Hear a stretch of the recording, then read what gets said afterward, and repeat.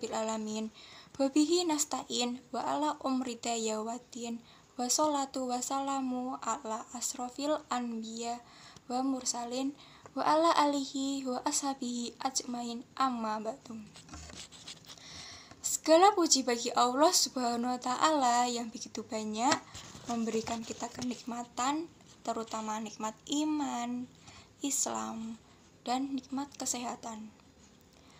Salawat dan salam tercurahkan kepada baginda besar Nabi Muhammad Sallallahu Alaihi Wasallam yang telah membawa kita dari zaman kegelapan ke jalan yang terang benderang dan membawa kita ke jalan yang benar.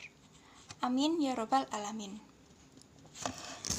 Teman-teman yang saya cintai dan saya banggakan, saya akan menyampaikan kultum yang berjudul Sholat Berjamaah. Pertama-tama, sholat hukumnya wajib bagi setiap orang Islam yang telah memenuhi syarat baik laki-laki maupun perempuan, terkecuali orang gila, anak kecil yang belum balik, dan wanita yang sedang haid atau nifas. Sholat juga merupakan tugas bagi setiap umat Islam yang ada di dunia ini, dan juga merupakan tiang agama. Seperti rumah yang tidak ada tiangnya, maka rumah tersebut akan roboh. Perintah sholat sendiri merupakan perintah yang disampaikan langsung dari Allah Subhanahu wa Ta'ala kepada Nabi Muhammad Shallallahu Alaihi Wasallam. Hal ini seperti dituangkan dalam Al-Quran yang artinya, maka dirikanlah sholat. Sesungguhnya sholat itu adalah kewajiban yang ditentukan waktunya atas orang-orang yang beriman. Quran Surat An-Nisa ayat 103. Teman-teman yang dirahmati Allah Subhanahu wa Ta'ala, begitu pentingnya Rasul menegaskan kalau pembeda antara muslim dan kafir adalah sholat. Hal ini seperti yang dituangkan dalam hadisnya. Dari Jabir R.A., saya mendengar Rasulullah Shallallahu Alaihi Wasallam bersabda, batasan antara seorang muslim dan kafir adalah meninggalkan sholat. Adapun dosa-dosa meninggalkan sholat, yaitu 1 kali meninggalkan sholat subuh, dosanya itu sama seperti masuk neraka selama 6.000 tahun di dunia. 1 kali meninggalkan sholat zuhur, dosanya itu sama saja seperti membunuh 1.000 umat Islam. 1 kali meninggalkan sholat asar, dosanya itu sama saja seperti menghancurkan Ka'bah. 1 kali meninggalkan sholat maghrib, dosanya itu sama saja seperti berzina dengan orang tua kita sendiri.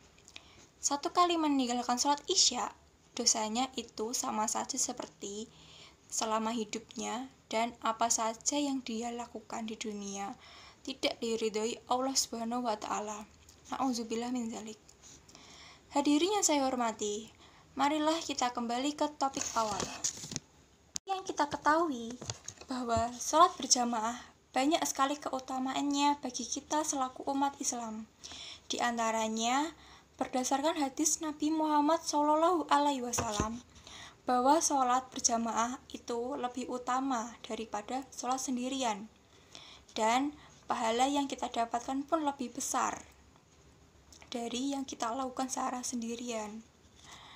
Berdasarkan hadis Nabi Muhammad Shallallahu Alaihi Wasallam, ketika kita melaksanakan sholat di rumah, kita akan mendapatkan pahala sebesar 1.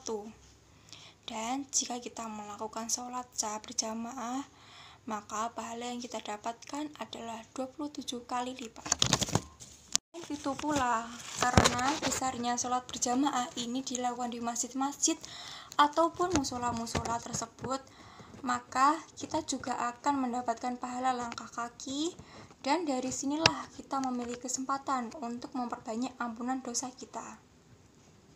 Dan dengan ke masjid ataupun musola ini, kita juga akan mendapatkan pahala menunggu waktu sholat. Jika kita datang ke masjid lebih awal, bukan ketika azan.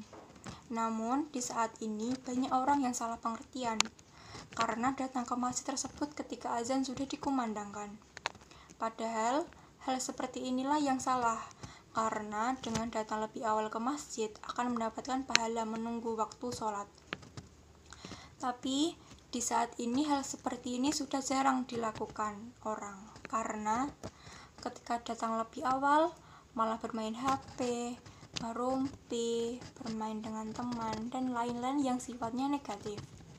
Bahkan terkadang bosan menunggu lebih lama, padahal mestinya banyak yang bisa dilakukan seperti sholat sunat tahiyatul masjid, iktikaf, dan tadarus.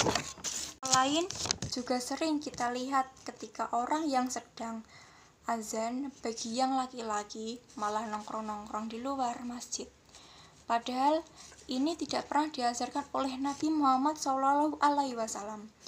Jadi inilah yang susah di saat ini, dan sudah sangat berbeda sekali dengan zaman dahulu, di mana sebelum azan dikumandangkan kita lihat para jamaah sudah penuh di masjid, dan jamaah anak-anak pun penuh. Namun di saat ini orang tidak lagi mencari keutamaan salat berjamaah, dan inilah yang menyedihkan umat Islam di saat ini. Demikianlah kultum yang dapat saya sampaikan pada kesempatan ini. Mudah-mudahan berkenan di hati kalian semua. Amin. Terima kasih atas segala perhatiannya, dan mohon maaf atas segala kekurangan dan kekhilafan. Assalamualaikum warahmatullahi wabarakatuh.